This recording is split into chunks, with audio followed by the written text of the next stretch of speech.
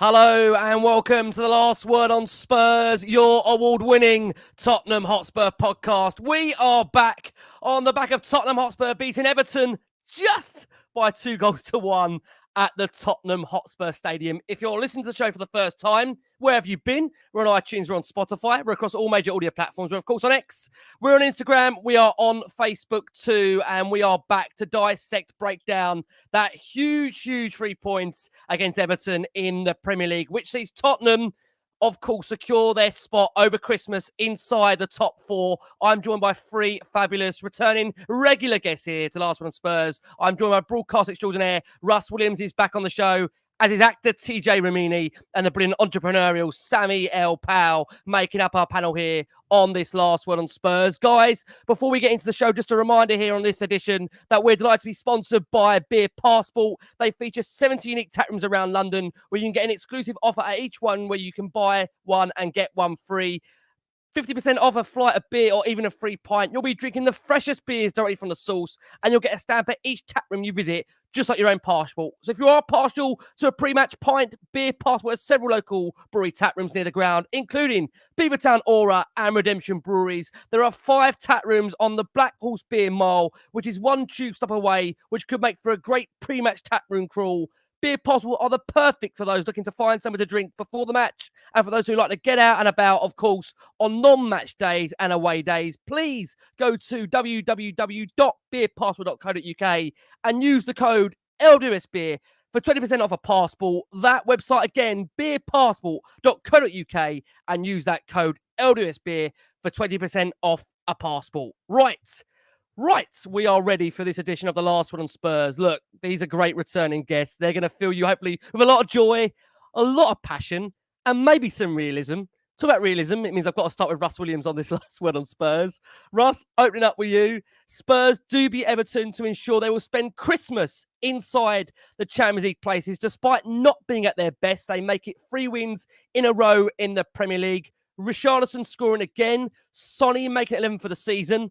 But let's be honest about it, Russ. It was a really tense last few minutes in that game. Danjuma hitting the crossbar late on. Calvert-Lewin, of course, having a goal ruled out. But the heroics of Vicario made sure Spurs secured the 3 points. And just before I let Russ come in there about the heroics of Vicario, this is how heroic he was. Because for our watching audience, that is how close Everton did come to stealing an equaliser away at the Tottenham Hotspur Stadium. Russ, to open with you, thoughts on the back of that win, that result, and overall where that leaves Spurs under Ange as we head into the Christmas period? Okay, good evening, everyone watching, listening, my fellow panelists and dear leader, Ricky. Well, to quote Charles Dickens, it was the best of times and it was the worst of times. The best bit was Richie's goal, which was extraordinary. The rest of the game, I don't think, honestly, Rick and everyone else, I cannot believe there'd be one person who came out that stadium or watched it on a stream who would have, apart from Mr. Magoo, who thought that we played well at all. I thought it demonstrated we were extremely threadbare. Midfield, obviously, and defensively. I thought we were so sloppy with the ball. We'll go in, I'm sure, to individual performances later. I thought Everton, who are a football club that I happen to like, I think Sean Dyche has got this mentality in them after the 10 points. It's us against everybody. And it's really worked for him. And you could see that they were playing with such confidence today. And they had it quite easy against us, and they could have scored 4 or 5. Let's absolutely be clear about that. But having said all that, we'll take the win. We'll be 4th at Christmas. We're well ahead of schedule under Big Ange. There was no or very little Ange ball today. And it's only when we have that first 11 of first choice players ready to go that there is that symbiotic sort of connection between the manager and the players, which is something that you just cannot buy, that's just happened. And that's when we see our football club at the best. But Daniel certainly has to back this manager because He's a really good manager, but, you know, we just can't play games. I mean, Bournemouth are coming, Solanke. He got a hat-trick today. They're scoring for fun. We've got to go to Brighton. You know, I was disappointed overall with the way that we played, apart from maybe minute 5 to minute 25 of the first half, and we got 2 goals. But there's all sorts of things we can pick out of that performance. But any Spurs fan who comes away thinking, "Oh, great, we won. It was brilliant. It was 2-0." Well, yeah, it is a good result, but everyone could see what the problems are. Yeah. No, they do. I mean, look, again, we'll come on to the injury front where Spurs are, because concerningly for Tottenham in that game, as many would have seen coming off the pitch, a couple of players struggling that had to leave the field, unfortunately, due to injuries, and Spurs already are quite in a tricky, precarious position as we speak. TJ, bringing you in. I think, look, Russ put it really eloquently there. It was most certainly a performance to forget, but it is a massive, massive 3 points for Spurs, which, as I've mentioned, will keep Tottenham in amongst those Champions League places over the Christmas period. They weren't at their best at all, but luckily, thankfully, Guillermo Vicario was. How important, TJ, is those 3 points for Tottenham in going into what I mentioned? It's a really, really busy Christmas period now to navigate. Yes, I mean, of course, succinctly articulated by Russ. Lovely to be back on the show with you, my friend, and of course, Sammy, and with you, Rick. Listen, we got very lucky today.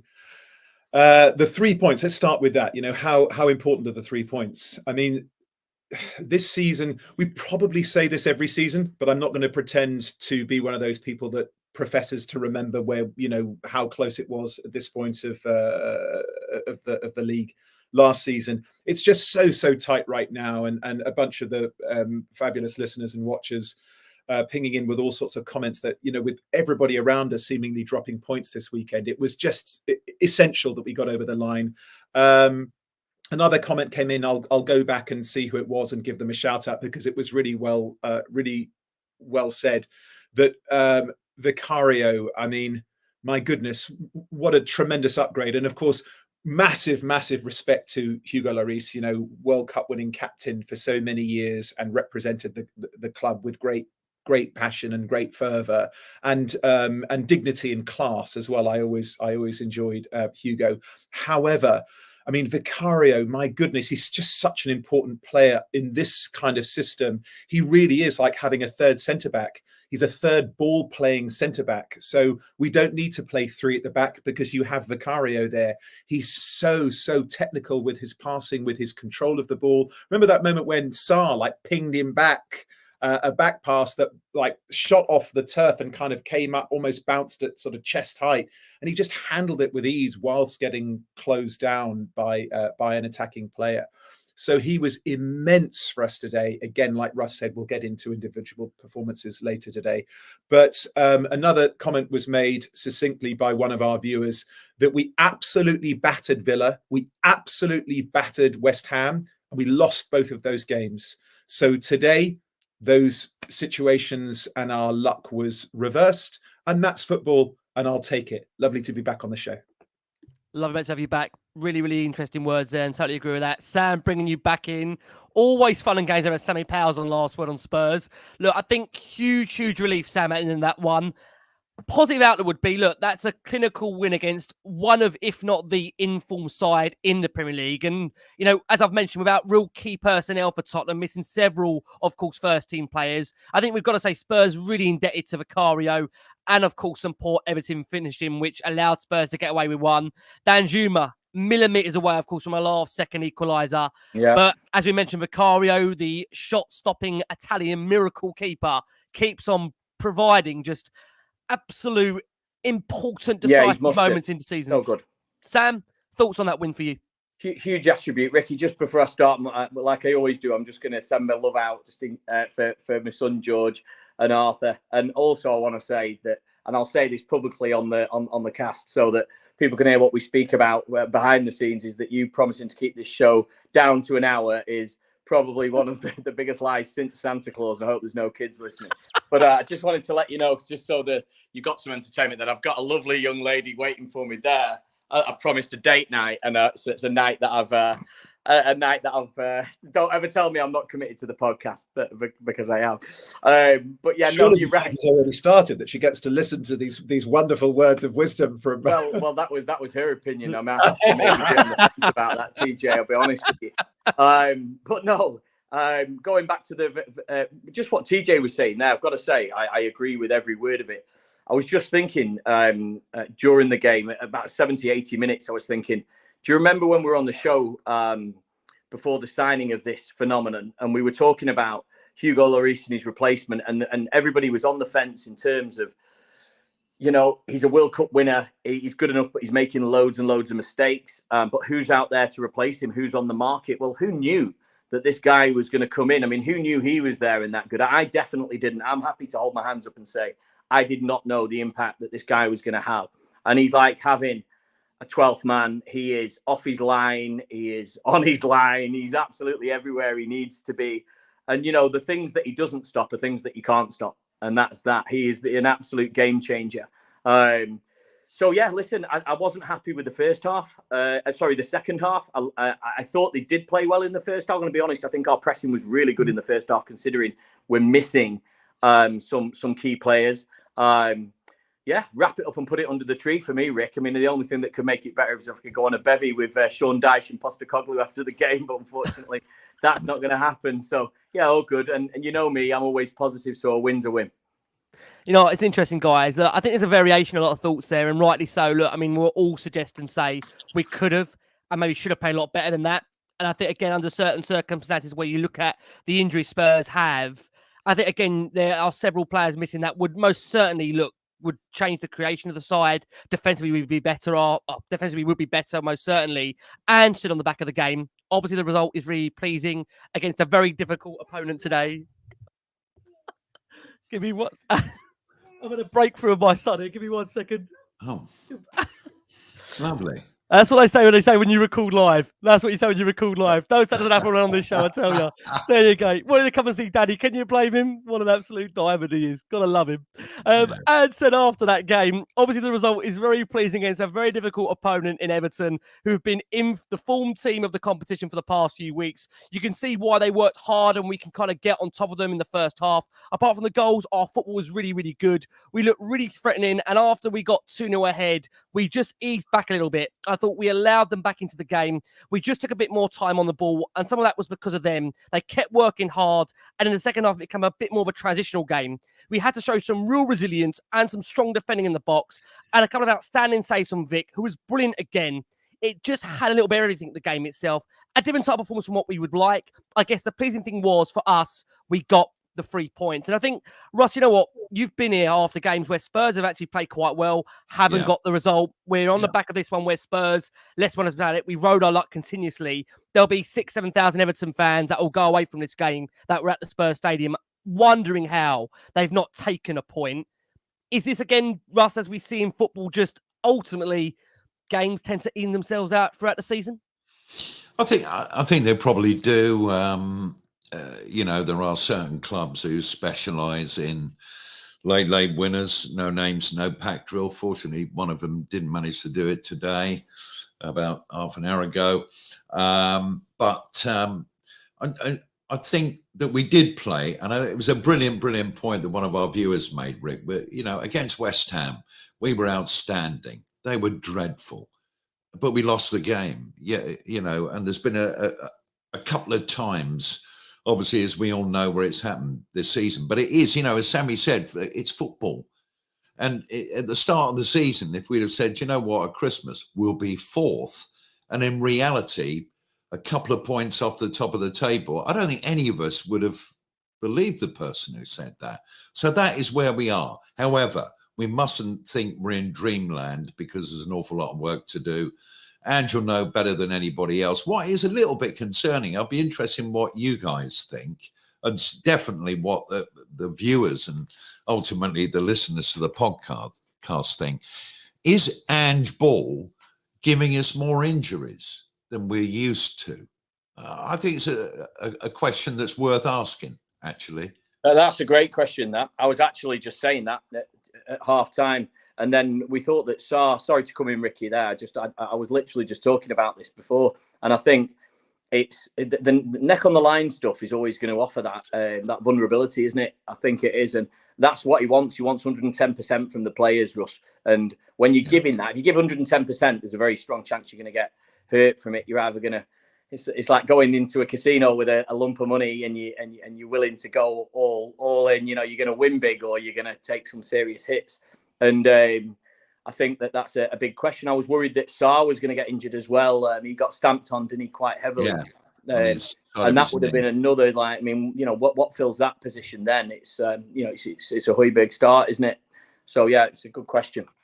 I got to say on that, I mean, one thing that is for certain is it's definitely affecting disciplinary.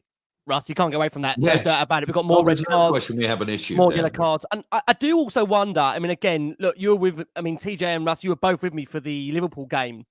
And, you know, I look back at certain games where Spurs have had decisions, and I don't know what's happened since Spurs had some of the more generous VAR calls at the start of the season. I mean, I know we've had one today that's gone out of favour, which, again, I see interesting, which we'll come on to. Some feel that was a real controversial one today. I mean, again, we've got a still of it, which will show the audience. I'm not sure. I mean, I felt that was what again was a foul. We're going to come on to it shortly. But I think there is that feeling at Spurs that even today, for example, that Everton rode their luck at times. They could have had numerous bookings throughout the game. It never seemed to happen. And I'm uneasy at the moment that there seems to be games where players are really being quite aggressive on us as an opposition, and the cards aren't being dealt out. Forest, again, a prime example last week. Another one where Forest, again, is, you know, TJ, you were here, really, really quite aggressive with Tottenham. I mean, that was their game, of course. I'm sure they set out to be that way. But I think they really, really rode their luck at times in terms of the disciplinary. But I agree, look, I think, as we've discussed, you know, this style of football, it does bring a huge amount of pros to it. I think watching it, you can't help but salivate. But at the same time, I think the concerning thing is that we are losing a lot of players. But look, I'm not going to lie to you. It's 100 times more exciting being there, seeing this, as opposed to what we've witnessed over the last 4 or 5 years. No doubt about that. Yeah. And on injuries, if I can bring you in, TJ, Andrew was asked after about Christian Romero. He said, look, he felt a tightness in his hamstring just before half time, so he had to take him off. On Richie limping off, he said, look, he's okay. He's had a kind of sore back in training. He wasn't 100%, but he was keen to start. He got through the game. Pleased with him that he took his goal well and worked hard for us, but I kind of knew that at some point we'd had to take him off. I don't think it's anything serious. And, you know, we talk about the fact that in terms of, you know, putting today into perspective, TJ, Spurs had no Maddison, no Bentancur, no Udogie, no Van de Ven, no Basuma. Everton come into the game winning 4 of their last 5, second best away record in the Premier League behind us. You know, maybe, as we've said, disappointing performance overall. But when you put all those circumstances in it, does that not just show you, TJ, just what a vital win this has been? Absolutely. And I think that it's really important to give credit where it's due. Just like Russ, I have an affection for Everton. I've got a couple of friends of mine back home in England and here in LA that are Everton fans, and they tend to be lovely people. My dear friend Damien Carville lives around the corner from me here in Santa Monica, lovely chap. And I just think you have to really put your hands together and applaud what Sean Dyche has done at that club. I mean, what a manager. Extraordinary. And it just kind of makes you think, like, no disrespect to Everton, but, you know, what could he do with a better squad? I'm thinking, what could he do with England? Like, you know, a manager who's so kind of backs to the wall and you'll get your best, you know, he really does seem to be able to come in and squeeze and wring every drop of capability and talent out of a football team. As far as the injuries go and the disciplinary actions that went and not seeming to go our way since the Liverpool game, I think it would be very hard to argue the contrary of that. We're definitely not getting decisions. The Forest game was a disgrace. It was a disgrace. It looked like, you know, like a game from the 70s or the 80s at times, and nothing was going our way. I cannot remember how many fouls their captain committed without receiving a single yellow card, let alone 2 or a red. And so we're definitely that club right now. And of course, it's a new thing on X. I don't think I'll ever get used to calling it that. Showing various tackles made by other players in the league and saying, if that was Romero, this would happen. However, I'm not the sort of person that likes to get too bogged down with that kind of thing. I like to focus on what it is that we're doing and what we're doing well. As far as discipline went today, I thought we were well disciplined because Everton were very physical. I do think McNeil landed on Sarr intentionally. I do think that, and I know that that's going to split opinion, but they were clearly told, to kind of get in our faces. I thought their press was really effective. They were physical when they needed to be. They didn't allow us space. And yet Andre Gomes, who hasn't kicked a ball since Methuselah was a boy, seemed to come on, and he was dancing around the midfield like he just stepped off the Kirov ballet. I mean, he was exceptional today and afforded a lot of space, which was worrying. But again, hats off to Everton. They played very well, but hats off to us playing second, third string players and coming away with the victory. Yeah. As far as us getting lumps kicked out of us and not receiving discipline, I think that will start to turn maybe in the new year. I think these psychological things affect everybody, including referees and linespeople. And so hopefully that will change. But listen, guys, I'm like Sammy said, wrap it up and put it under the tree. I'm very happy to be going into Christmas in fourth. Yeah, I'm in. Totally agree. Sam, bringing you in. Andrew's asked plans for Christmas. He said, look, my family left for Australia. They forgot me behind. So I'm doing the whole kind of Home Alone thing at the moment. I mean, look, I know you're a massive Ad fan. I mean, you're a massive Ad fan. How much do you love this guy, Sam? I mean, you praise him so much. I can't tell you how much I love him. I feel like, I just feel, do you know what?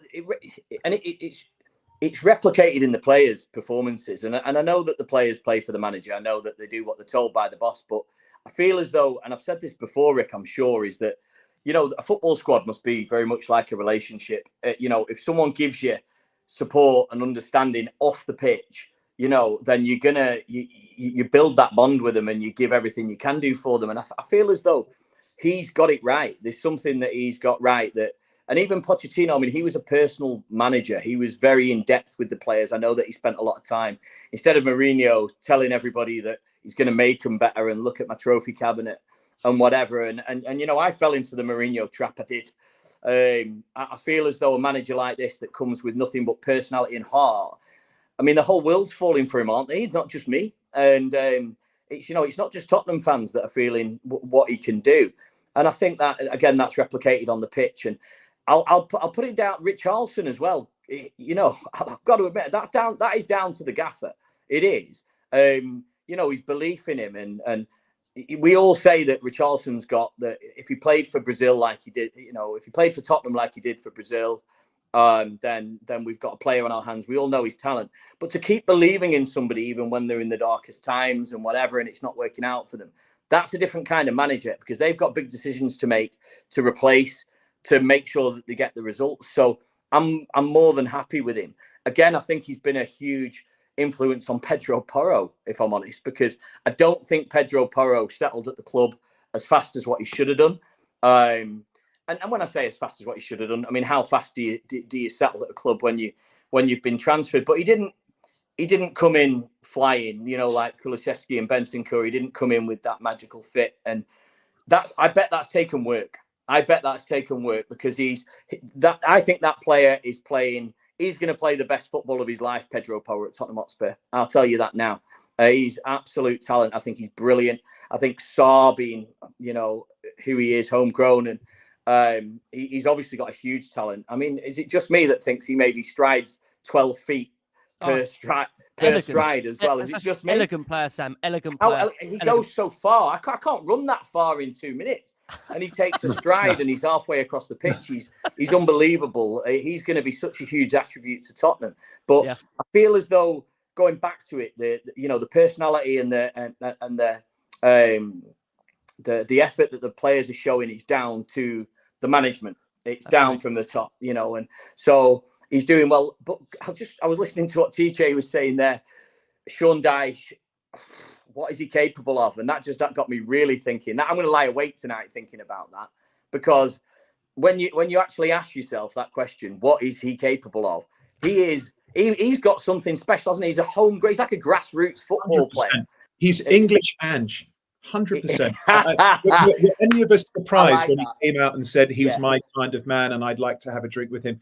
He's such a decent, honest, How why honest is that? I mean, he's such an uncomplicated Manager. Yeah. technical manager. Yeah. Sorry, to that point, and to apologies for jumping in. it's I fine. can't remember if you were on the show as well, Sam, but Rick, remember when Everton turned over Arsenal? Yep. Towards the end of last I season. remember, yeah. First game in And charge. did you ever see Sean Dyche? He did an interview. I mean, I think I saw it on Twitter or something, and he looked terribly elegant. He was kind of in a black polo shirt, and he sat and he had his pieces out in front of like a piece of black velvet, and he was moving them around the table like some sort of cultured chess champion, and dissected how he took apart So good. Mikel Arteta's Arsenal. Did you ever see that, Sam? Yeah, it's unbelievable, and Yeah, that's where you see a different side to this manager that everybody has. Yeah, This opinion on of a grunty voice like, and a. he literally looks like he's just kind of just crawled out of the mine and taken off his hard hat and wiped his face and got. He does, and this is the such opinion everybody has of it. English, humble, decent, grounded individual, and so people can often, I think, not understand or not give him his accolades for being quite so intellectually and tactically brilliant. Anyway, I'll jump off. I agree with everything you're saying, and I know we've had a few Burnley fans listen to the show, and if any Everton fans listen to the show, they must be mad. But there's a few in here. Quite a few listening. I mean, listen, we're nothing but respectful towards the manager every single time that he's on, and we're number one, we're not that type of club. Number two, we're not that type of fan. But the manager himself, not many people. They see like I was saying, TJ. They see the grunty voice. They see the grassroots football manager, but they don't see the immense capabilities of his technicalities and what he's able to achieve. And I just think he's an absolutely wonderful manager, and he's clearly connecting with the players and getting the best out of them. One thing I wanted to say is, I think I said this before we went live, Rick, is that if Danjuma started that game, that's a different game for me. And I was a huge fan of him when he came around at Tottenham. I thought, I wanted to see, I was always saying, I want to see more of the Cobra. I want to see the Cobra. Every time. And people were saying, what's your belief in this guy? It's easy to see, is it not? Is it not really simple to see that he is a huge technician? He gets really forward. He rides the high line. He always takes the shot when it's clear. He's a danger. He's a prolific danger. And I feel like if he would have potentially started, it would have been a different scoreline. I think we were really, really lucky with that, if I'm honest. Well, I've got to say, just on Sean Dyche, he was absolutely devastated. He said it was a total pride performance from Everton. And it's one of those games where he'll look at it and think, how did Everton not come away with something? And that's what we think. Even we think that. Yeah, I think many are alluding to the fact, look, Spurs, of course, not only they're sitting, obviously, of course, in the top four now. We, of course, know on the back of, obviously, now we've seen, obviously, Arsenal, Liverpool as well, that Spurs now just 4 points off the top of the Premier League. I think, had you offered Tottenham that at the start of the season, heading into Christmas, I think all of us would have taken that. So, again, that just tells you and makes you realise just the job Andy's doing is absolutely phenomenal. That's despite the fact that, some weeks it hasn't been the most prettiest of football. But I think we can safely say, over the course of what we've seen so far this season, it's been night and day to what we've been used to. And that's why, again, I think even with days like today, certain performances, you can almost not have a full-blown worry about it, because you know that we've got players to come back that are going to really affect this team, going to take us to the next level. If you could argue and say, look, that kind of performance shows you some of the work Spurs need to do during the January transfer window. One, of course, a man Spurs being linked with is Todibo, obviously a really, really decent central defender. Another one, of course, is Radu Dragozin, one to keep an eye on as well. And was asked before we go for the first break, sometimes you've got to defend well, and that is what we just did. He was asked the question, are you concerned with the amount of defending Spurs had to do?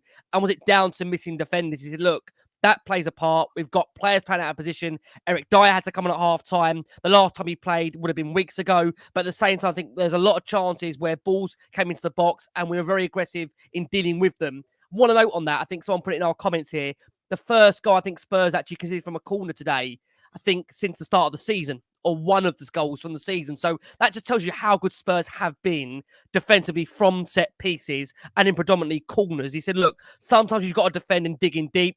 Vic was absolutely outstanding. A couple of brilliant saves from him. He has been brilliant from us from day one, Vicario. We haven't always needed him, but like, as we saw in this game, he's always been there for us. Other times it's probably one or two saves a game, but he's been that important in our build-up.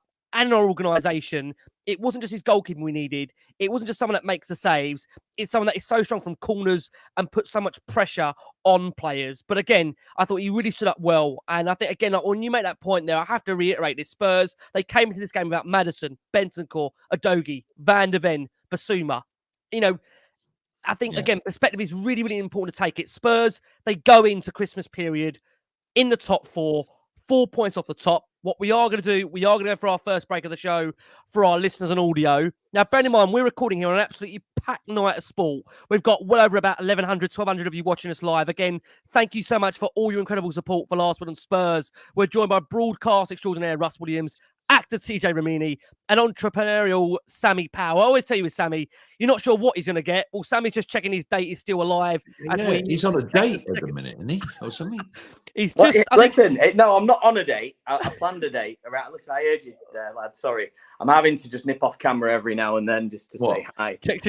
But I arranged not the Deliveroo or something, Sam. A Deliveroo. Listen, what standard do you think I'm at? I'm cooking. Well, yeah. Because that's what I do. I'm cooking. I've done lemon and thyme chicken with some garlic mash. How dare you? He's got a Frey Bentos in the oven. How dare you? Yeah, I mean, I ordered it in before she came, but she didn't know, so I just kept it in the oven and pretended I cooked it. Yeah, you have to be of a certain age to understand the Frey Bentos reference. What are you saying? This is getting worse for me. What I'll do is, whilst we let Sam check the microwave time, I'm going to come over to Russ to discuss the team for this one here on this Last Word on Spurs. And look, Ange Postecoglou, he made 2 changes heading into this game as Spurs, of course, took an Everton. They were, of course, without the suspended Yves Bissouma and Destiny Udogie after their red card and fifth yellow cards respectively ruled them out, of course, with that win over Nottingham Forest. Despite the injuries, Spurs did make some decisions in terms of midfield and up front. Of course, it meant Emerson Royal came in on the left, and with Basuma now out of his 4-game suspension after that red card at the City Ground, and then, of course, departing for the African Nations Cup, Postecoglou decided to go with Oliver Skipp in his more natural number 6 role over the experience of Pierre-Emile Højbjerg.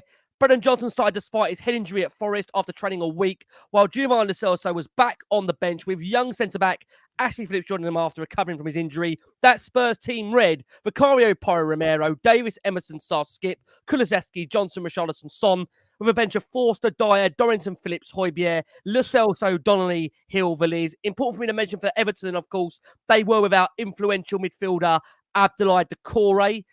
Russ, thoughts on the teams when they were announced for you? I wouldn't have started with Ollie Skipp. I mean, he got a chance at number 6. I don't think it went particularly well, if I'm honest. I do think this is a level too high for him. I've said that on the show many, many times before. The problem we've got is we've got really good players, as we know, obviously the ones who are injured or suspended. And mediocrity in too many areas, you get away with it for a while, Rick. But sooner or later, the mediocrity gets found out. And that is the problem. And it's not Ange's fault. The fault is further on in the club. He's inherited the vast majority of these players, and he'll know it. And we can keep banging on about it all the time. But what else can the man do but put out essentially that starting 11 at the moment? I mean, I would have liked to have seen Gio Lo Celso start, to be honest, go with a bit more spunk in midfield. But for Tottenham, he seems to be made of glass, you know, in the week. Oh, he's probably not going to be fit. What, again? But for Argentina, he never misses a game. So that's a conundrum, isn't it? But I just think that we had 3 or 4 very mediocre players compared to the standard that we've got in the really good players. And it's not their fault. They can't help it. But this is what we've got to do over the course of the next 2 transfer windows. Difficult to do it in January. We all know that. But centre-back, midfielder, striker, absolutely essential. But, you know, Richarlison given another shot up front. I thought he scored an absolutely brilliant goal. I thought it was a brilliant move, Rick. You know, Porro involved, Sarr, lovely little slide pass. Brennan, one of his rare good final balls. I mean, he should have got a second, shouldn't he? you know, and Oh. he's only young, but he is an international footballer. We can't keep saying, well, he's only just Everyone's joined, so harsh on him, Russ. Are we still You there? what? Is this because we had this conversation last time, didn't we? Yeah, Are we still I think he can do more, mate. A lot more. Can I just ask this opinion? Are we still at the stage where we think he's not? Is he not ready for first team action? No, I never said that. On it. No, I know you never said that. I wondered whether that's an opinion. You know, because obviously he didn't have a good game last time. I thought he had an all right game. I think he had a bit of an edgy game this time round. If I'm honest, Brennan Johnson, he missed some good chances and he had some away balls, didn't he? You know, they weren't world class in any way, but isn't he so good? Isn't he? Well, again, with some of these players, I think that, you know, again, when you look at the options Spurs have got available to them, you know, Brennan Johnson's one. I think for me, he's going to need a run of games, and I think there's no doubt about it. You know, what we're seeing now with Johnson is he's having a highly influential matter on proceedings because he is now getting a regular run of games. And you know, when you look at the opening, Russ, I'm going to stick with you. One thing I didn't think I'd ever say on last one on Spurs is Santa on the roof at the Tottenham Hotspur Stadium moments before kickoff. Was he? Was that Daniel dressed up? I can't confirm if it was Daniel or not. What I would say, Santa was up there. You know, I would argue whether Santa is really genuinely a Spurs fan after what we've been put through for how many years. Given our lack of success, is he really genuinely a Spurs fan? I'm not sure. But you know, we started the game really, as you said, Russ. I mean, a bit on edge. Terrific tackle from Romero. There's like Dominic Calvert-Lewin getting a shot away inside the Spurs box. Richie, of course, scoring, as you mentioned there. It is his fourth goal in 3 games. We described the move there, as you did so eloquently, Russ. For Tottenham now, the only team in the Premier League to be scoring in all of their games so far this season. Richie, as I mentioned, it's 3 goals in a row for the first time for him since the run of 4 in the lockdown days of February, March 2021. Whilst we're on the subject of players and where they are, Russ Richarlison, where are you with him? Is he almost now caught himself out of a move in January? I mean, I know many would say, look, he needs to have a run of games anyway, but I mean, he's on a bit of a run now. Is it down to luck? Is it down to the fact that he's had this surgery? What do you put it down to, this change of form? Yes, he had a hip problem, I think it was. And I mean, Sonny in the week, obviously the manager, all said that he was moving so much more freely, you know, in training and in games, and you could see that he was happier until he went off, of course. He's kind of hobbling off, wasn't he? So hopefully he'll be okay. And I think that the problems he had off the pitch, as well as that, even when he was playing, affected his confidence and up there. And I think it's absolutely brilliant to see Brazil's number 9 playing for Spurs and scoring so many goals recently. And long may it continue. I think realistically, the only place he was going to go was nowhere else in the Premier League, maybe Saudi Arabia, maybe continental Europe. But, you know, we need somebody in front of goal who's confident, and he is the man at the moment. So I'm quite happy to press ahead with Richarlison personally, but other people may have a different idea. Yeah, just on Richie, for Tottenham in general now, look, they're the first team to actually have score a goal against Everton in 5 matches. And on Richie, there was no proper celebration from the Brazilian, 4 in 3, as I've mentioned for him. It's now, obviously, of course, for him, you'd argue and say, look, a really decent return of form in terms of what we've seen over the last few games. He was asked the question, and why is Richarlison playing so much better now? He said, look, he's playing, mate. He was out injured. He was struggling with fitness. He just wasn't 100%. He's soldiering on as you do. But he just feels a bit freer now, both mentally and physically, and that helps him out as well. His performances since he's got back, apart from the goals, have also been really, really good. Sonny said on Richie, he's always hungry for goals. He's playing pain-free and looks totally different. If he carries on like this, he can be one of the greatest strikers in the Premier League. That's how big look, that's how big Sonny rates him. He really, really does. Obviously, after that, we saw chance for Johnson as Emerson put in a quick low cross, but under pressure, the Welshman lifted it over the goal from around 8 yards. Sam's brought him up already. A nice applause for Arnaud Danjuma from the Spurs fans. He warmed up on the touchline. And it was Sonny's moment coming out of you, TJ. For Sonny now, it is 114 Premier League goals. Short corner results in Porro planning Johnson, who thwarted by Pickford, but Son lashed home the rebound for his 11th Premier League goal of the season. It betters his tally from the 22-23 season. And you know what, TJ? He just looks like he's absolutely loving his football at the moment, doesn't he? Doesn't he, Sonny? Just looks like a completely reborn player in a Spurs shirt with Ange, obviously, of course, at the helm. Yes, and the armband. You know, totally. He's just such a. I mean, listen, I don't know what's happened today. It turned into a bit of a sort of man gushing session about other men. But, you know, listen, I'm never going to hold back on my adoration of Sonny.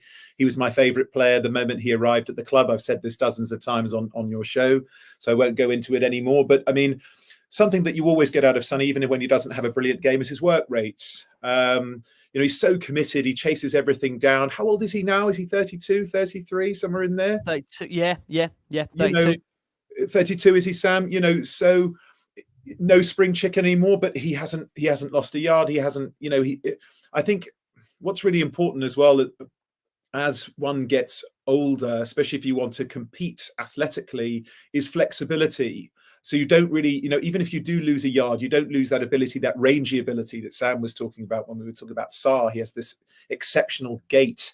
You know, he manages to take a step. He's almost like a triple jumper. You know, in one step, he's covered about 5 or 6 meters. Pretty extraordinary. And Sonny has all of that. And that's really important as well, that as a captain, that you show that the number one thing that you can always control every single game. I was talking about this to my nephew recently, Matteo, who lives over in Australia, and hello to our Australian watchers and listeners, is that yes, you can work on your passing, you can work on your shooting, you can work on your tackling, you can work on positioning and all that kind of thing. But the one thing that you control every single time that you step out onto the football pitch is your mentality, your effort. That's just a decision that you make. It's got nothing to do with your physical attributes. And you always get that from Sonny, and God love him for it. And I was delighted that he scored again today. You know, we were talking a little bit about Johnson. I'm a big fan of his. And again, I'm a big fan of the analytics approach to acquisitions that we have finally understood to be quite so important, actually imperative, I think, in the modern game, especially if you're not a club that will just pour hundreds and hundreds and hundreds of millions into acquisitions. We're not that club, not yet.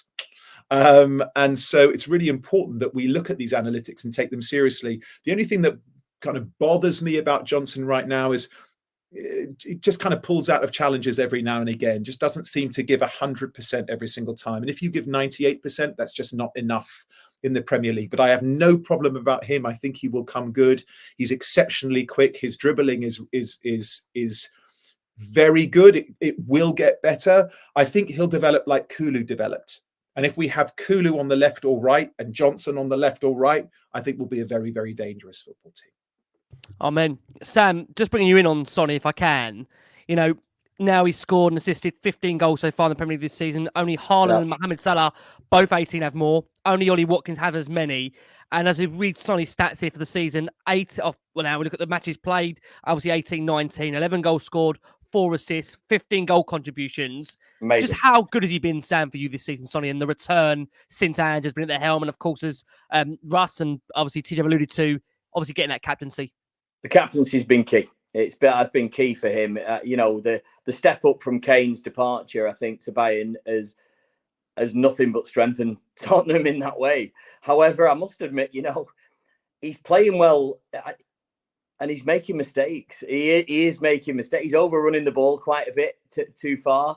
He's reading the passes a little bit too far ahead. And that brings in Johnson as well this evening a couple of times, because he's just not ready. The one thing I will say is he's amazing. I fully back him. I think he should be there. But some of these intelligent balls where he's just, and you know, there was a time where I think that there was an incredible cross. I think it was Kulu that put it in, that Johnson should have got his nut straight on it, and Richie would have 100% done it, and he didn't jump. He was grounded for the whole procedure. But Sonny, he's when he has a good game, he has a good game, and he scored today, so we give him the credit in the fight. And I think what TJ just said there, I'm probably going to say this every time you switch me over from TJ, from what he's saying, I agree with absolutely everything. But I think as a captaincy, you need to see a leader. If you've been given the captaincy, you need to lead your squad. You need to drive it. It's management in its own right, okay? You're the manager on the pitch when you've got the manager off the pitch, and that's, you need to influence with effort and passion. That's what you need to do. And I think he does that in abundance. I've got to be honest. I don't see. He's not one of these captains where you put them at fullback and you see this leader in terms of strength and desire when they're 2-1 down, that are giving the players the fight. He's this player that leads with effort, and you can see it. You can clearly see it. And I think that's made a huge influence to Heung-min Son. He is quite easily, I'll say it every single time, he would walk into any team in the footballing world. He would walk into any squad in the world. No problem at all. He's invaluable.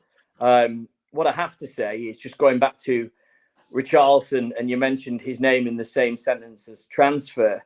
And, I'm always honest on this show, Rick.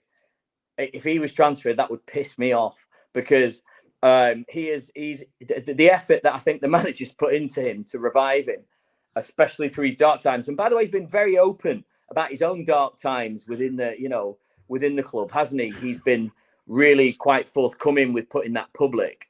I admire somebody for that. I must admit. It's the same as football is a business now. It's the most televised thing in the world, and so it's become a show. Even though we want the results, it's become a show. And I think getting to know these players and the personalities is a part of it that's going to become much more of it in the future. And I think that's probably why, going back to what we were saying about Sean Dyche, was that we love seeing these type of people that are real, because we don't like fake people, right? We don't like the one-word answers. We don't like, we try better next time. We don't like, oh, it didn't fall our way. We like people that just talk openly. That's what the world's into these days, honesty, right? So that's why we're falling in love with these particular characters in the footballing world. That's my opinion. And I think with Richarlison, actually, take the Dele Alli circumstances, for example, with his recent confessions of, his previous happenings. Let's say, didn't the footballing world fall in love with Dele Alli, that thought he was a stubborn MF who just stuck up his own backside and whatever? When he released that documentary, when he released that recording, then we love it. And I think that's a big part of football these days, other than just what's going on the pitch. So, in answer to your question, which is a long way around it, Rick, Heung-min Son is loved by the footballing world, but what he brings is so much more than that. Totally agree. Look, Sonny said, I'm very grateful. I'm very lucky to play in a Spurs shirt. I'm the luckiest man in the world to have the support behind me. Lovely words there from Sonny. He said, look, on the game itself, the second half, you can see that 2-0 is never enough in the Premier League. Everton was pushing and pushing, and we did really, really well. The lads did a fantastic job, and I'm happy to get the 3 points. I think we deserve them as well. Football is sometimes going to go up, going up, but sometimes going down. You have to stick together. The previous week, we learned a lot from our mistakes. This time, we learned and showed our good experience, but I'm very pleased with every single player because they worked hard and deserved their spot. I always work for goals in my career. It doesn't matter what the gaffer says to me or where he puts me. I'm ready for it. I know what I have to do. I have to try and help the team as possible whenever I'm on the pitch. I love to work for the team. Richie went through a similar situation to that last season. He's hungry. He wants goals. He's playing pain-free. Looks a totally different player. So I'm very happy for him. And as we mentioned earlier, he said about Richie, if he carries on like this, he could go down to be one of the greatest strikers in the Premier League. He also added being in the top 4 at this period is good, but it's not our aim. So we just want to keep improving. Yeah. And you know what? I want to say this now. I don't like, coming out with outlandish statements. Hello.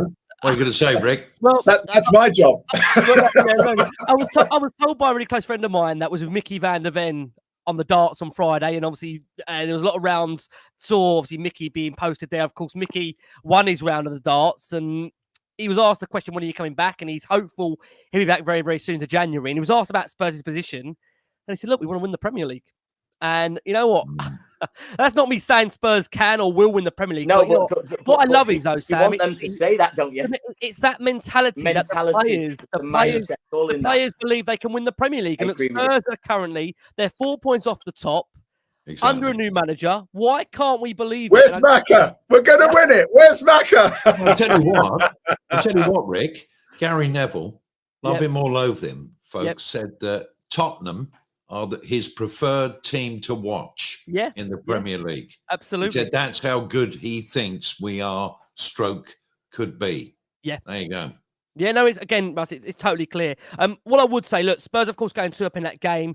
Brennan Johnson, again, heavily involved, as we said, from the off. There was moments in that game where, again, I think we picked up on the fact it's just that final intricate moment for Brennan in terms of front of goal that's missing. But what you can't doubt is Brennan's influential impact he's having from an assist perspective now. Couple of what we've seen today in terms of getting involved. And I can only speak from being in that stadium myself. I think there was a real need just get to half-time. We need to get to half-time, as it felt like Spurs were desperately allowing Everton to get back into the game and quite frankly open themselves up where Everton were almost gifted goals. They started the game very sloppy, Spurs, and reverted to that as they were coming towards the close of half-time. Everton got a number of attacks, of course, in quick succession, but Malenko slid wide.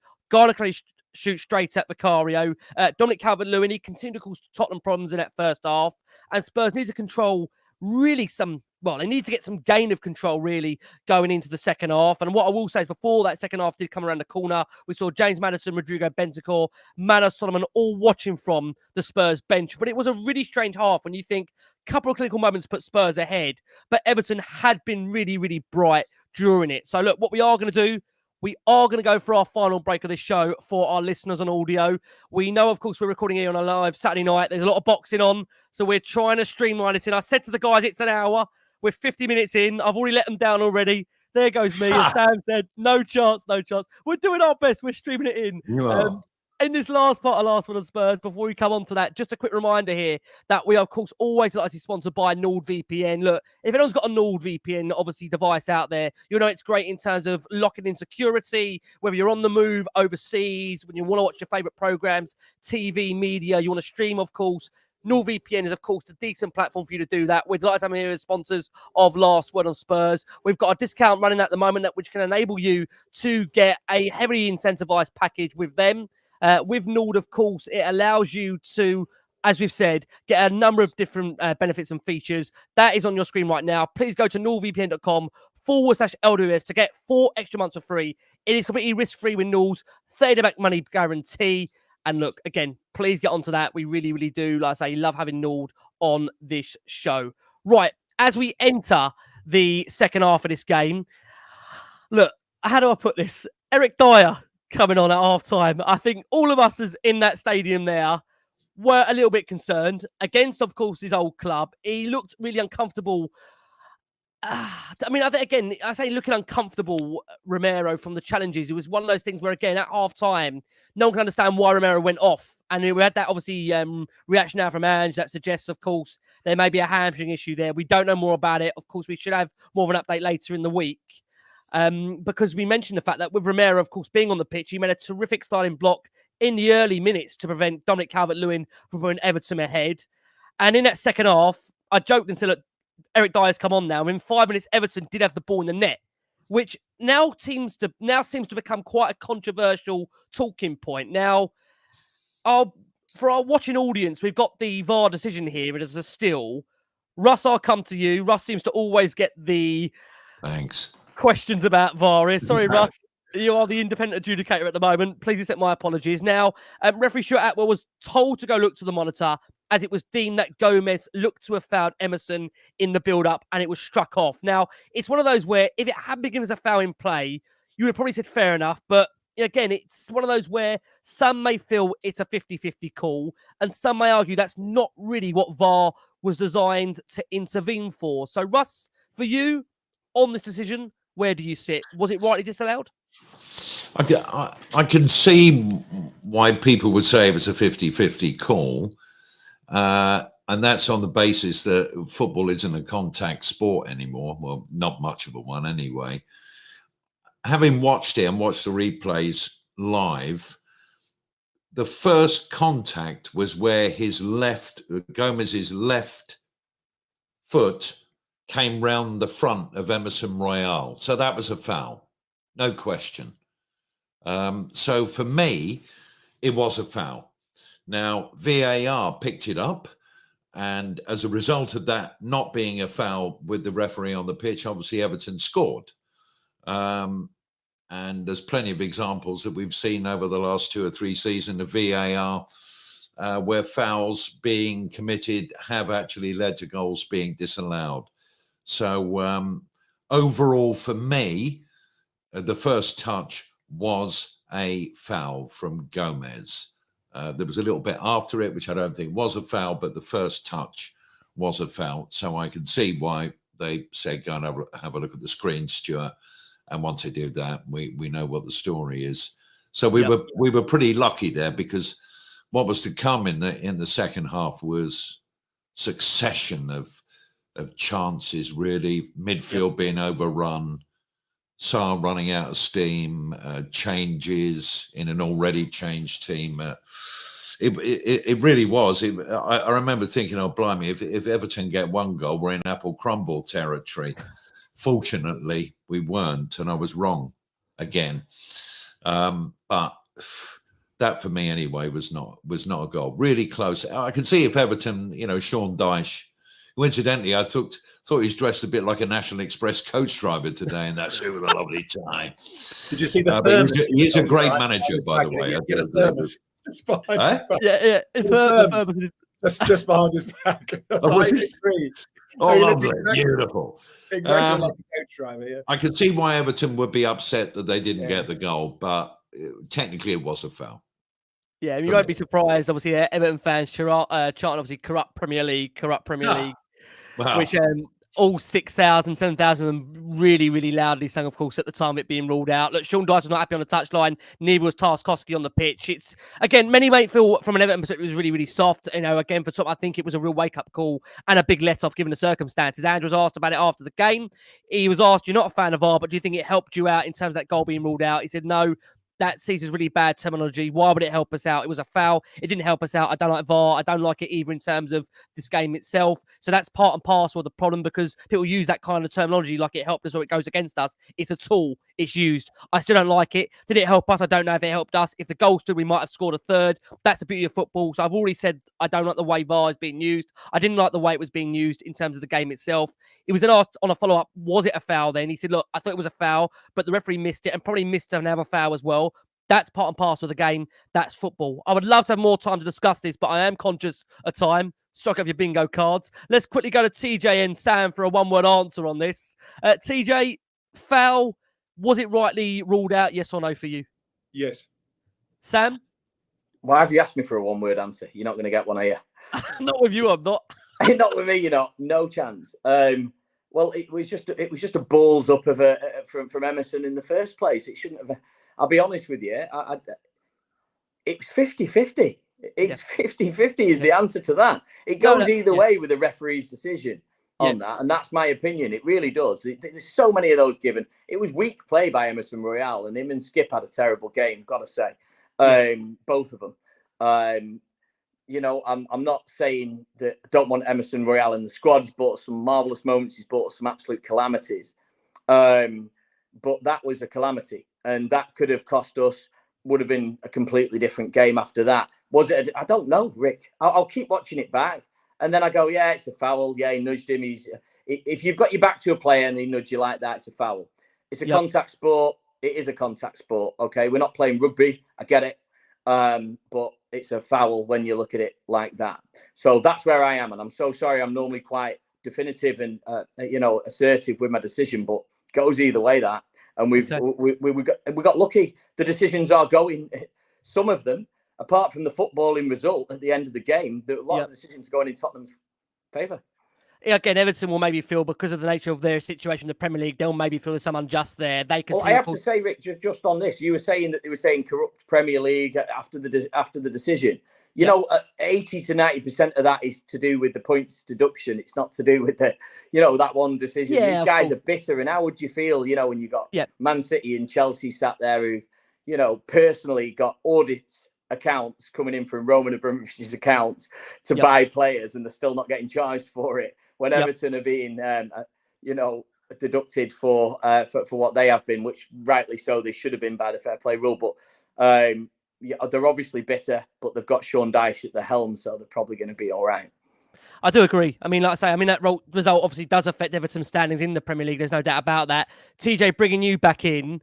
Look, there was a lovely moment actually with Everton before that actually scored a really good chance to get back into the game despite that goal being ruled out. Harrison with a delicious effort that was effectively drilled wide by Garner. Not sure they didn't score. Then Richie left the pitch. Applause actually from both sides, which was really lovely to see.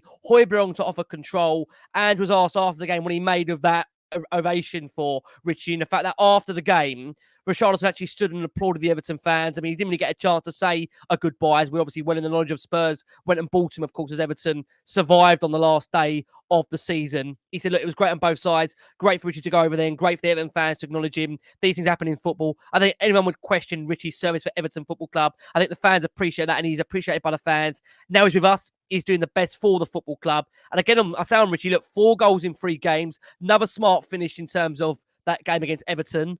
Obviously, I know Sam took that heavily earlier in terms of Richie and where we see him.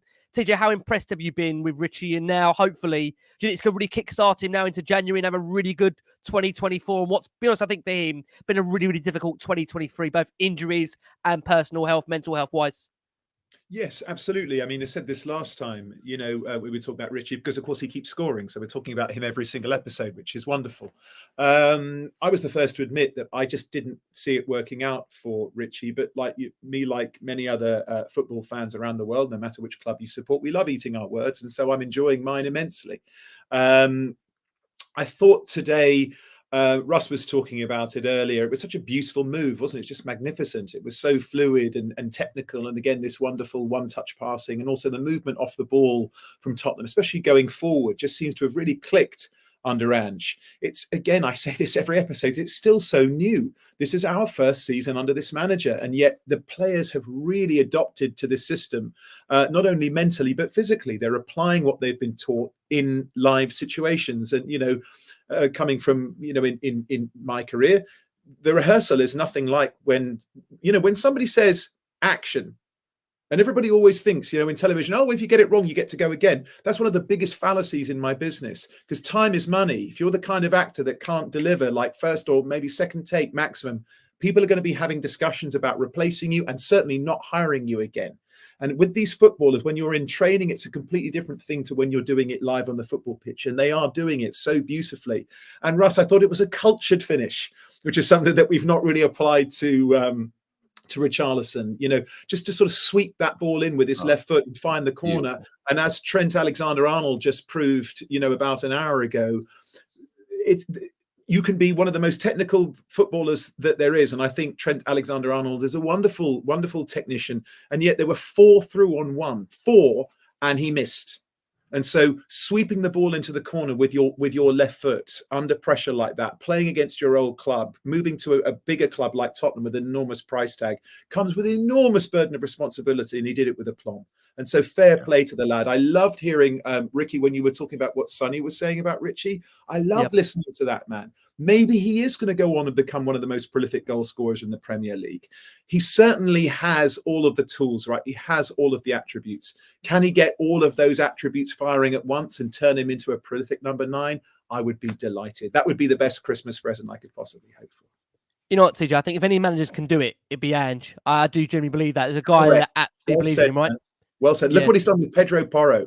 I mean, Pedro Porro, for me, Pedro Porro and Vicario are our players of the season thus far.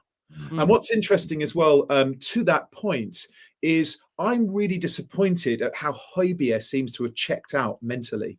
That's something that I never would have applied to somebody like Højbjerg. That Viking spirit, that warrior spirit, he seems like such a proud man.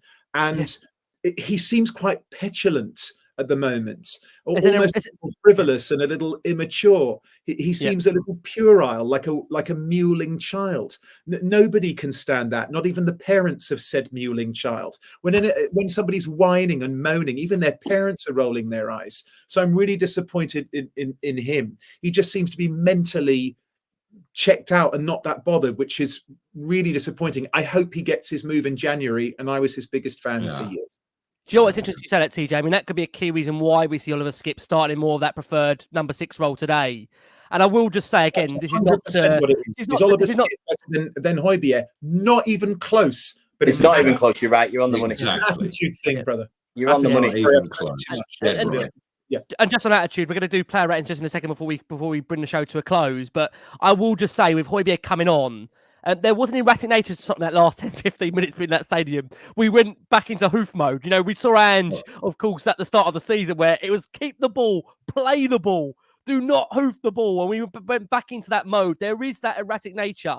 And, Højbjerg, you'd be silly to not be able to see the rumours that are out there at the moment. It looks like the guy wants to move, and I think Højbjerg is a player that is used to playing week in, week out.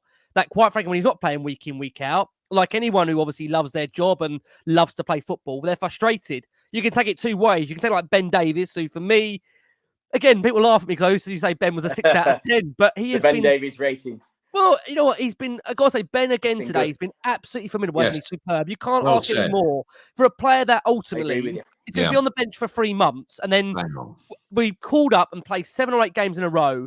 And to give the consistency, that level of performance that we've spoken about. And as TG you referenced there, Højbjerg, who now is at a point where he's not even starting games for Tottenham, Oliver Skip preferred over him. And I know there's that feeling that maybe Oliver Skip, it's the same kind of vibe around Harry Winks where we're maybe digging out a young player. It's nothing personal with Skippy. It really isn't. Again, I'm sure the guy loves Tottenham. I'm sure, like I say, with Skippy, that there's a will and a desire to be his best. I'm just not too sure that with Skippy, in terms of where Spurs want to get to, whether Skip can do that at Tottenham. Yeah, It doesn't mean that Skip's a bad player. I think Skip is a Premier League player. Which Premier League team does he start in? Which Premier League? He doesn't displace anybody. Yeah, but the international talent shines through, doesn't it? And you look at what you were saying there, TJ. I think is you're on the money again. I think with the Højbjerg attitude, you've called it, because Lo Celso, right, has been up and down, up and down. He's probably the best example to use against Højbjerg, I would say. Brilliant. Well said, Sammy.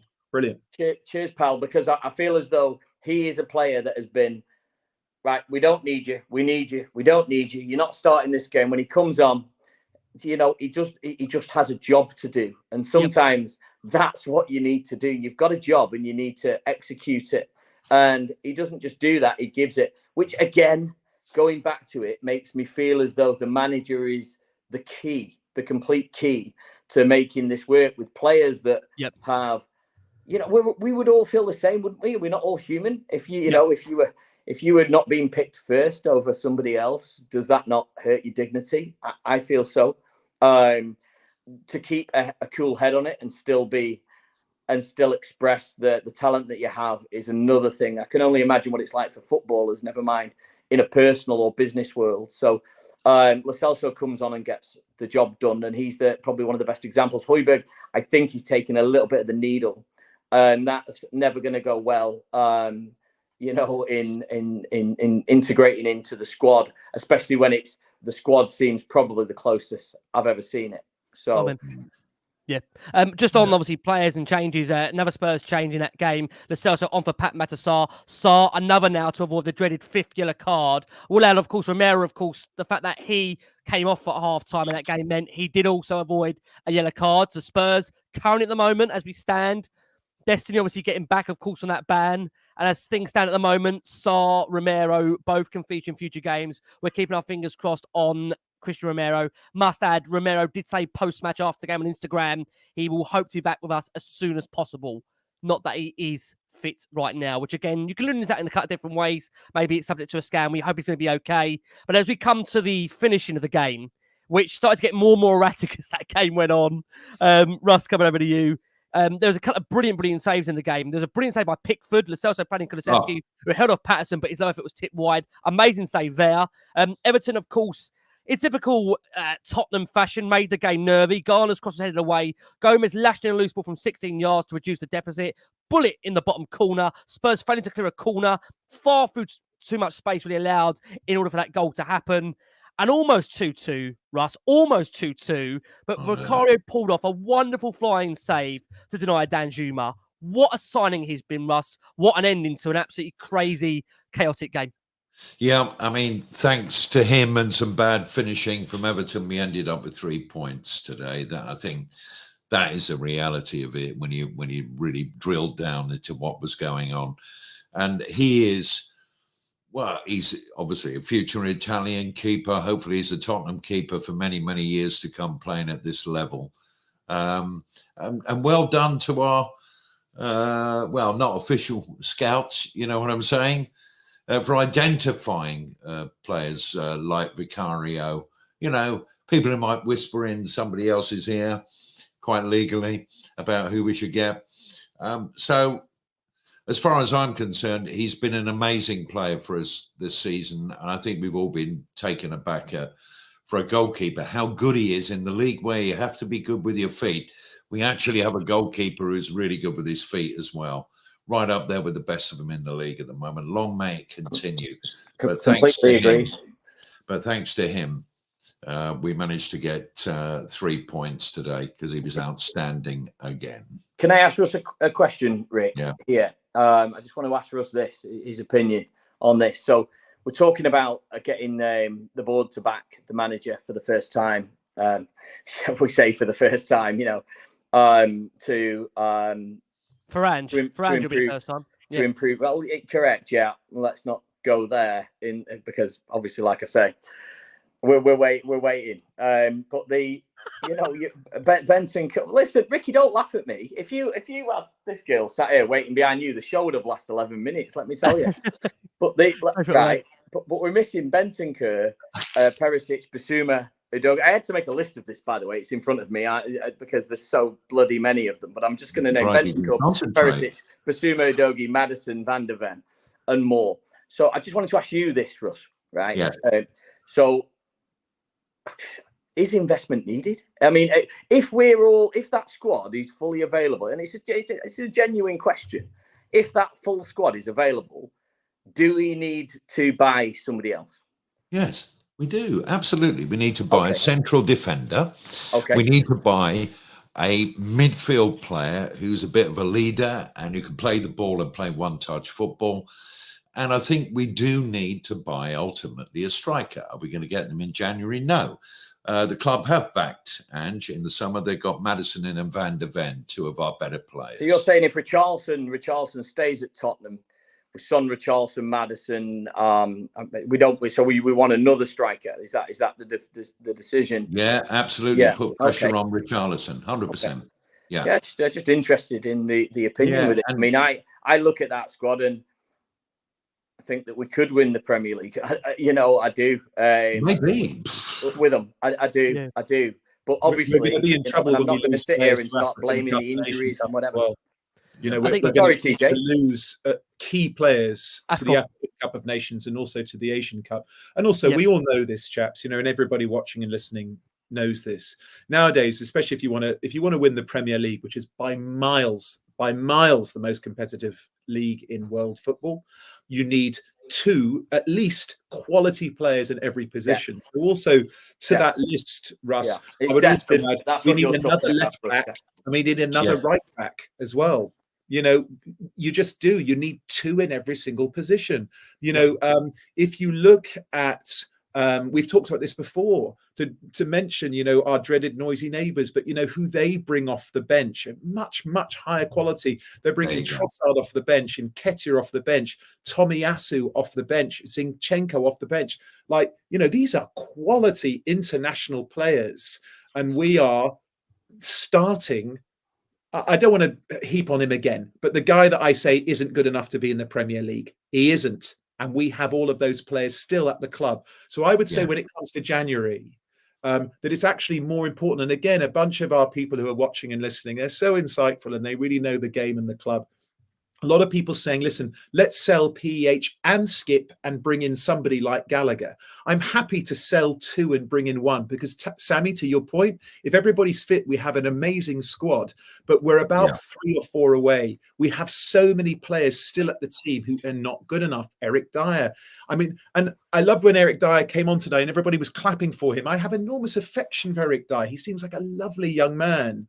And he's been a servant to the club. You're just not good enough, mate. You're just not. You can try as hard as you want. You're just not good enough. So let's get rid of these players and bring in. Could we bring in 2 in January that would strengthen us and help us through the African Cup and the Asian Cup? I've got no doubt we can do. Guys, I want to ask you all a final question, then we're going to close it. Before we do, Sam, this is obviously a reminder for everybody out there on Last One on Spurs that we're finally delighted to be sponsored by Watch Marketplace. They're founded by Charles Oliver Burns, who you might recognise from his time in the BBC's Apprentice of 2017. Charles is a third-generation family jeweller, established in 1897.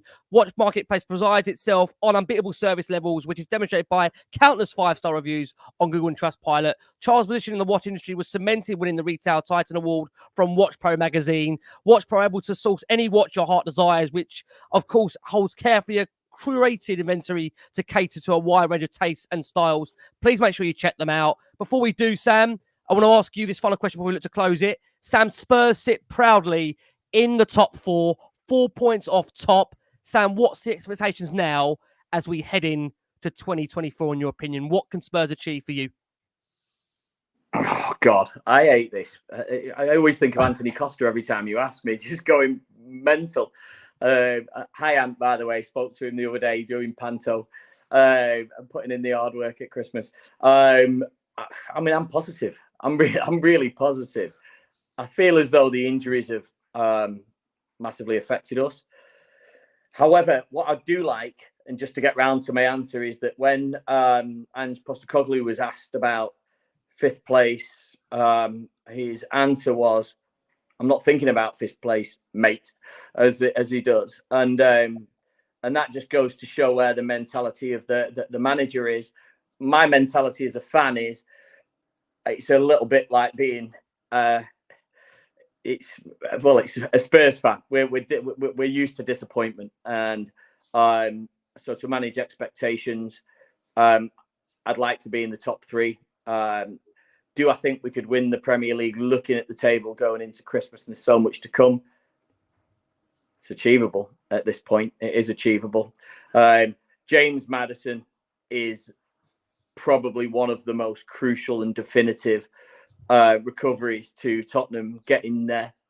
And the improvement of the players, I mean, Van de Ven has got to come back in, but the improvement of the players under Ange Postecoglou is completely bedazzling me, if I'm honest, in terms of you would expect a second good season out of him, but you wouldn't expect this. Or you'd expect a good start and then a huge dip. But all I'm seeing are players getting more and more and more committed to playing for Tottenham, and the moves that he's making being the right ones, if not the wrong ones, with his high press. So, you know, what do you want the answer to? Is the question, can we win the Premier League, or where do you think we'll be at the end of it, Rick? What's the question? Your own, Sam. Give me your own expectations where you think. Yeah, I think we can. I think there's every possibility we can win the Premier League. I don't think we're going to this year. I don't think we're going to, but I think there's a chance we could do. There is absolutely no doubt that Tottenham are a top 4 club as we stand, and I'd be happy to finish in the top 3 or 2. Sam, mate, thank you so much. No, it's a busy evening. Thank you, Ricky. Cheers. Pleasure, pal. mate. Merry Christmas, by the way, everybody. And you too. We haven't even said that to each other even at the start of the show. So I just want to give everybody my love. And there goes the grand crescendo. Oh, sorry, Rick. No, I agree with you. No, I just get so many comments on my Twitter after a show, and it's so overwhelming. It's lovely, and I just want to say Merry Christmas to everyone and thank you. Amen. Yeah. All right. Thank you very much. Sam, you're a diamond. We love having you on. Thank you so much. Love TJ, bring it over to you. Love you too, mate. TJ, bring it over to you. Look, Spurs, as we say, top 4 points off top. It's been an amazing year under Ange so far. I think we're all excited about what's to come. TJ, what is to come in TJ's world? What do you think is achievable? I think anything is achievable under this manager and with this current squad of players. Let's see how quickly we can get first team players back from injury. You know, if we do get Van de Ven back in January, if we do get Maddison back kind of, you know, February, March, maybe even if we get Bentancur, like for that final push, kind of April-ish, you know, where could this season take us? And again, just to take sentimentality and emotion out of it, you're talking about a team who is four points from first position. So that's got nothing to do with loyalty or nothing to do with a certain love for a team. That's just maths. And maths doesn't care. Maths numbers don't have an opinion on anything. We're 4 points from the top. So where could we finish? We could finish right at the top, second, third, fourth, who knows? But we really have it all to play for. And to echo Sammy's comments, I'm always grateful to be on the show. Lovely panel as ever. Wonderful comments as ever. Have a lovely Christmas, a very Merry Christmas, everybody. A happy and prosperous New Year. And I look forward to seeing everybody back in 2024. Lots of love. TJ, it's always a pleasure, mate. Thank you so much. And like I say, love to everyone, like I say, out there. You, mate, thank you so much. Russ, coming around you to close it. It's since you guys, I say, all you guys are regular here. Like, I feel like I speak to you guys every week more than I speak to my family, which some might say is not a bad thing, right? Depending on what your in-laws are like. I've got to be careful. For those that are asking, I'm recording in the in-laws' house. I've got to be on good behaviour, right? As you can see, look, this is the Greek archaic building behind me. For those that are watching audiences, for those on audio won't have a clue what I'm talking about. They'll probably still hear the same microphone. Thankfully, fingers crossed. Russ, it's been an interesting, gotta say, year, and at the helm. I think we all believe again the fact that we're sitting here and as fans, we are actually pinching ourselves by the style we've watched overall with Ange, where Spurs are in the league. Russ, what's achievable? I remember when you come down that Newcastle show or the game after Newcastle, and your poor face, what this club was doing to you, and me putting you through these shows, and Russ and Sam as well, TJ as well. What's achievable now, Russ? What do you think? What can we do? I'll keep Rick. I'll keep my answer very brief because Sam is chicken with time. He's obviously getting near to being burnt to a cinder. I'll put it in one word: fourth.